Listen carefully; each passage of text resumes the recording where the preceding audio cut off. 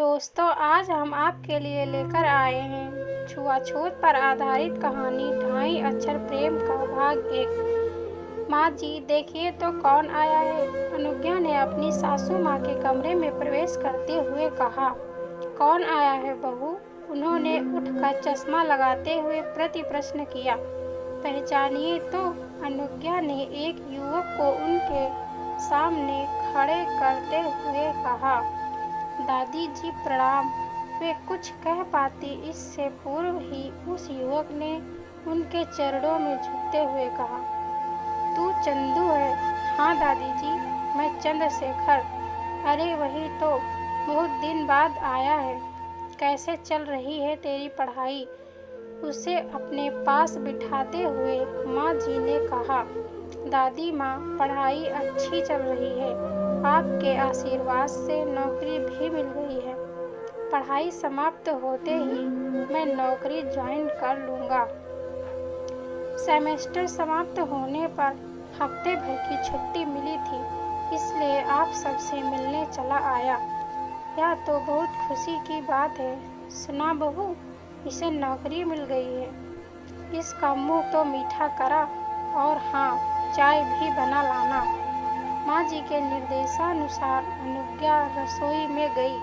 चाय बनाने के लिए गैस पर पानी रखा, पर मस्तिष्क में अनायास ही वर्षों पूर्व की घटना मंडराने लगी, जिस कारण उसकी जिंदगी में एक सुखद परिवर्तन आ गया था। दिसंबर की हाड़ कंपाती ठंड वाला दिन था। अमित टूर पर गए थे। शीतल और शैलजा को स्कूल भेजने के बाद वह रसोई में सुबह का काम निपटा रही थी कि गिरने की आवाज़ के साथ ही कराहने की आवाज़ सुनकर वह गैस बंद कर अंदर भागी तो देखा उसकी सासू माँ नीचे गिरी पड़ी हैं। अलमारी से अपने कपड़े निकालने के क्रम में शायद उनका संतुलन बिगड़ गया था और उनका सिर लोहे की अलमारी में चूड़ी रखने के लिए बने भाग से टकरा गया था। उसका नुकीला सिरा माथे से कनपटी तक चीरता चला गया, जिसके कारण खून की धार बह निकली थी। वे बुरी तरह तड़प रही थी। उसने तुरंत एक कपड़ा उनके माथे से बांध दिया। हाथ से कसकर दबाने के बाद भी खून रुकने का नाम नहीं ले रहा था तथा माँ जी धीरे धीरे अचेत होती जा रही थी। उसे समझ में नहीं आ रहा था कि वह क्या करे। आसपास ऐसा कोई नहीं था जिससे वह सहायता ले पाती। अमित के स्थानांतरण के कारण वे 2 महीने पूर्व ही इस कस्बे में आए थे। घर को व्यवस्थित करने तथा बच्चों के एडमिशन के कारण वह इतनी व्यस्त रही। घर भी बस्ती से दूर ही मिला था। घर अच्छा लगा, इसलिए ले लिया था। 15 वर्ष बड़े शहर में नौकरी के बाद इस छोटे से कस्बे कासिमपुर में पोस्टिंग से अमित बच्चों की पढ़ाई को लेकर परेशान थे। उनका कहना था कि तुम बच्चों को लेकर यहीं रहो, पर अनुज्ञा का मानना था कि वहाँ भी तो स्कूल होंगे ही। अभी बच्चे छोटे हैं, सब मैनेज हो जाएगा। दरअसल वह माँ जी के उग्र स्वभाव के कारण छोटे बच्चों को लेकर अलग नहीं रहना चाहती थी। उनकी चिंता का शीघ्र ही निवारण हो गया जब उन्हें पता चला कि यहाँ DAV स्कूल की एक ब्रांच है तथा उसका रिजल्ट भी अच्छा रहता है। माँ जी के कराहने की आवाज़ उसे बेचैन कर रही थी। सारी बातों से ध्यान हटाकर उसने सोचा, टेलीफोन करके एम्बुलेंस को बुलवाए। टेलीफोन उठाया तो वह डेड था। उस समय मोबाइल तो क्या, हर घर में टेलीफोन भी नहीं हुआ करते थे। अगर थे भी तो वे लाइन में गड़बड़ी के कारण अक्सर बंद ही रहते थे। अगर चलते भी थे तो आवाज़ ठीक से सुनाई नहीं देती थी। STD करने के लिए कॉल बुक करनी पड़ती थी। अर्जेंट कॉल भी कभी कभी 1 से 2 घंटे का समय ले लिया करती थी। माँ जी की हालत देखकर उस दिन जिस तरह से वह स्वयं को लाचार व बेबस महसूस कर रही थी, वैसा उसने कभी महसूस नहीं किया था। आत्मनिर्भरता उसमें कूट-कूट कर भरी थी। वह एक कंपनी में सोशल वेलफेयर ऑफिसर थी। विवाह के पूर्व तथा पश्चात भी उसने कार्य जारी रखा था। अभी सोच ही रही थी कि क्या करे, तभी डोरबेल बजी। माँ जी को वह लिटाकर उससे जल्दी से दरवाजा खोला तो सामने रामू को देखकर उसने संतोष की सांस लेते हुए उससे कहा, तू जरा माँ जी के पास बैठकर उनके माथे को दबा कर रख, मैं तब तक गाड़ी निकालती हूँ। क्या हुआ माँ जी को? चिंतित स्वर में रामू ने पूछा। वे गिर गई हैं, उनके माथे से खून बह रहा है जो रुकने का नाम ही नहीं ले रहा। प्लीज मेरी मदद कर। लेकिन वह उसका प्रस्ताव सुनकर हड़बड़ा गया था। मैं तेरी हिचकिचाहट समझ सकती हूँ, पर इस समय इसके अतिरिक्त और कोई उपाय भी तो नहीं है। प्लीज मदद कर।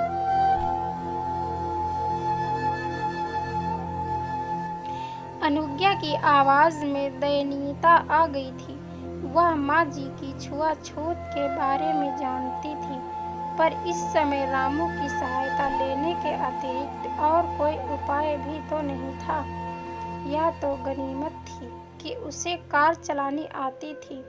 अब वह अकेली नहीं थी, रामू भी साथ में था।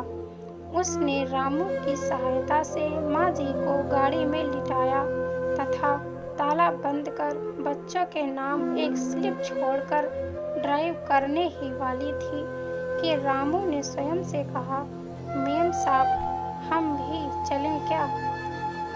तुझे तो चलना ही होगा। यहाँ जो भी अच्छा अस्पताल हो वहाँ लेकर चल। और हाँ, माँ जी को पकड़ कर बैठना। हड़बड़ी में वह उसे बैठने के लिए कहना भूल गई थी। वैसे भी एक से भले दो, ना जाने कब क्या जरूरत आ जाए। नई जगह भाग दौड़ के लिए एक आदमी साथ रहेगा तो अच्छा है।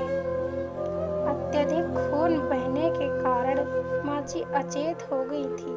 घबराहट में वह भूल गई थी कि यदि कहीं से खून निकल रहा हो तो उस स्थान पर बर्फ रख देने से खून के बहाव को रोका जा सकता है।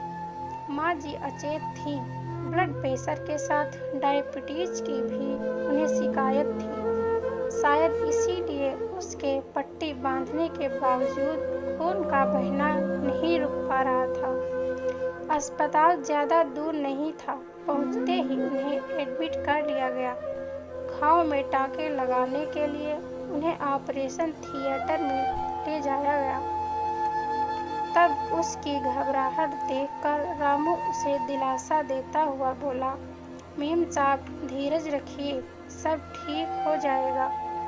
उसकी बात सुनकर भी वह सहज नहीं हो पा रही थी। उसके चेहरे पर उदासी साफ झलक रही थी।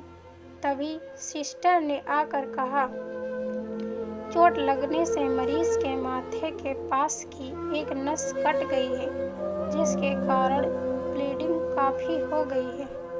ब्लड देने की आवश्यकता पड़ेगी। यहाँ तो कोई ब्लड बैंक नहीं है। इसके लिए शहर जाना पड़ेगा, पर इसमें शायद देर हो जाए। सिस्टर, आप कुछ भी कीजिए, पर माँ जी को बचा लीजिए।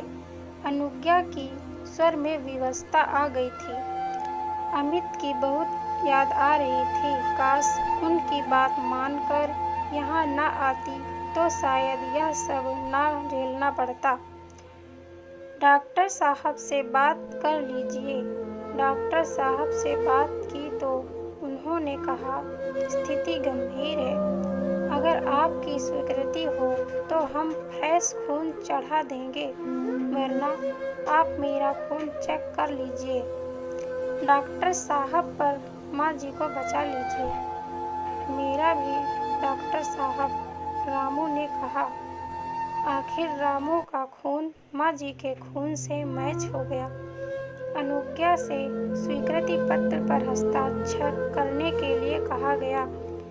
भरे मन से उसने उस पर हस्ताक्षर कर दिए, क्योंकि इसके अलावा कोई चारा न था। माँ जी को जब रामू का खून चढ़ाया जा रहा था, तब वह सोच रही थी कि जिस आदमी को माँ जी सदा हीन और अछूत समझकर उसका तिरस्कार करती रही थी, वही आज उनके प्राणों का रक्षक बन गया है। घर में बेडरूम से अटैच बाथरूम को धोने के लिए ड्राइंग रूम को पार करते हुए बेडरूम में घुसकर ही बाथरूम जाया जा सकता था। 3 बेडरूम का मकान होने के कारण अलग से पूजा घर नहीं बनवा पाए थे। स्टोर में ही मंदिर रखकर पूजा घर बना लिया था, पर स्टोर भी इतना बड़ा तथा हवादार नहीं था कि उसमें कोई इंसान घंटे 2 घंटे बैठकर पूजा कर पाए। वैसे भी सुबह कई बार उसे स्वयं ही कोई न कोई सामान निकालने स्टोर में जाना ही पड़ता था, जिससे माँ जी की पूजा में विघ्न पड़ता था। माँ जी ऐसी ढकोसलेबाजी में कुछ ज्यादा ही विश्वास करती थी, इसलिए आरती कर वे बेडरूम में ही कुर्सी डालकर पूजा किया करती थी। जिस समय रामू सफाई करने आता, वही उनका पूजा का समय रहता था। कई बार उससे उस समय आने के लिए मना किया, पर उसका कहना था 9 से 5 बजे तक मेरी नगर निगम के ऑफिस में ड्यूटी रहती है। यदि इस समय सफाई नहीं कर पाया तो शाम के 5 बजे के बाद ही आ पाऊंगा। मजबूरी के चलते उसका आना उसी समय होता था। उसके आते ही माँ जी उसे हिकारत की नज़र से देखते हुए अपनी साड़ी के पल्लू से अपनी नाक ढक लेती थी, तथा उसके जाते ही जहाँ जहाँ से उसके गुजरने की संभावना होती, पोछा लग जाने के बाद भी फिर पोछा लगवाती तथा गंगा जल छिड़क कर स्थान को पवित्र करने का प्रयास करते हुए यह कहने से बाज नहीं आती कि इसने तो मेरी पूजा ही भंग कर दी। अनुज्ञा चाह कर भी नहीं कह पाती थी कि वह भी तो एक इंसान है। जैसे अन्य अपना काम करते हैं, वैसे भी वह भी अपना काम कर रहा है। अब उसके आने से उनकी पूजा कैसे भंग हो गई, उन्हें समझाना उससे क्या अमित के बस में भी नहीं था। वैसे भी 2 पुत्रियों के बाद फैमिली प्लानिंग का ऑपरेशन करवाने के कारण अनुज्ञा उन्हें फूटी आंख भी नहीं सुहाती थी। दरअसल माँ जी को लगता था कि इस बूढ़े के पीछे अनुज्ञा का हाथ है। किसी भी माँ को अपना पुत्र कभी गलत नहीं लगता ही है। अगर नहीं कुछ गलत हो रहा है तो वह पुत्र नहीं, बहू के कारण हो रहा है। शायद इसी मनोस्थिति के कारण सास बहू में सदा 36 का आंकड़ा रहता है। अपने इस आक्रोश को जब तक छोटी छोटी बातों पर उसे जली कटी सुनाकर निकालती रहती थी, वह तो अभ्यस्त हो चली थी, लेकिन जब वे शीतल और शैलजा को अपने आक्रोश का निशाना बनाती, तब उससे सहन नहीं होता था।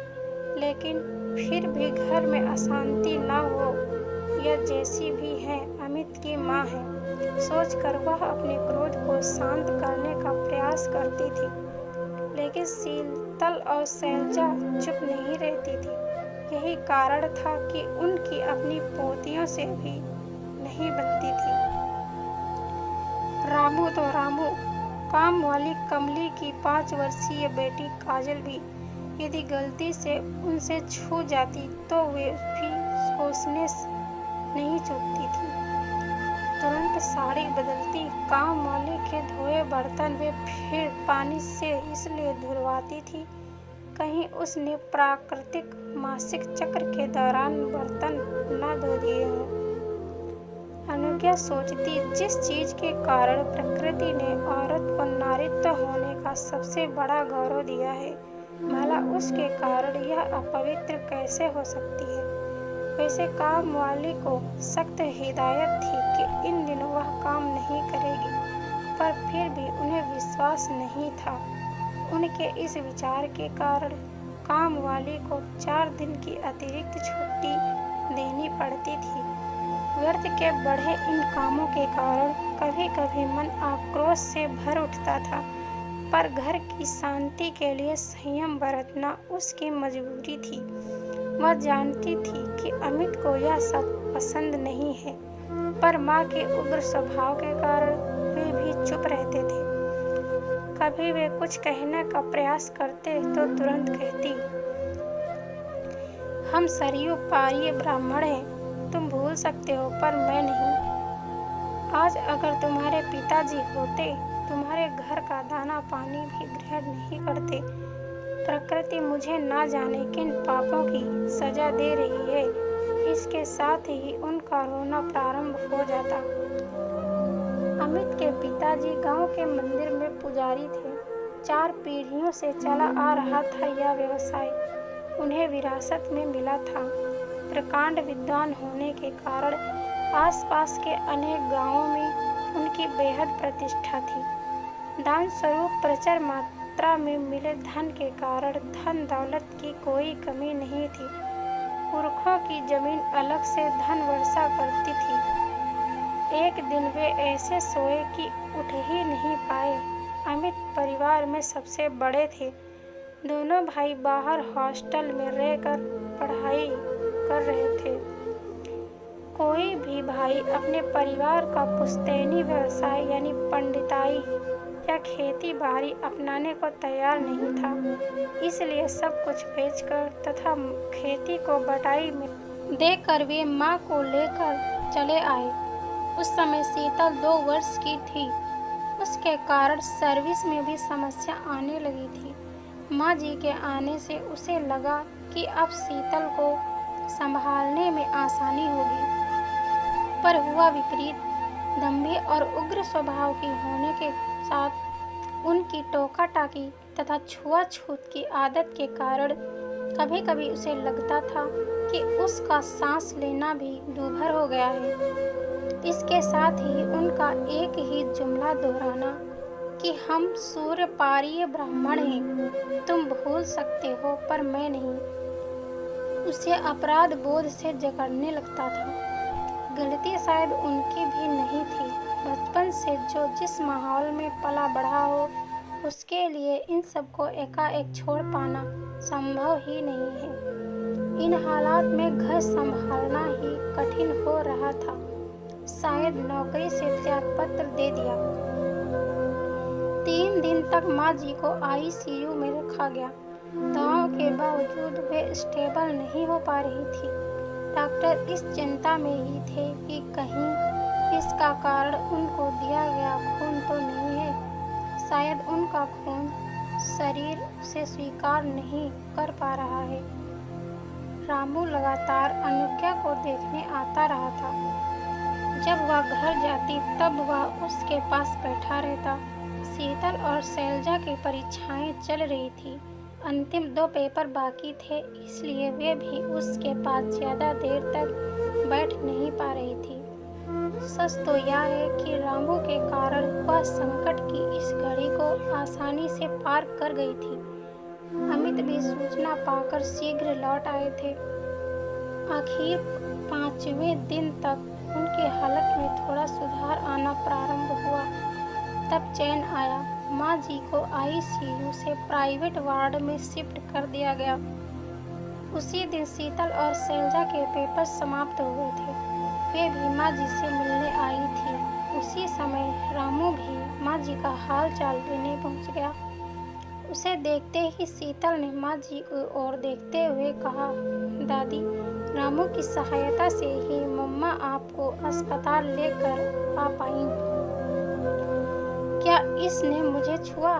माँ जी ने हक बगाकर कहा, दादी, रामू ने छुआ ही नहीं, आपको अपना खून भी दिया। शैलजा ने कहा, क्या कहा तूने? इसका खून मुझे चढ़ाया गया? हाँ दादी, अगर यह नहीं होता तो आपको खून नहीं मिल पाता। इसका खून मुझे क्यों चढ़ाने दिया?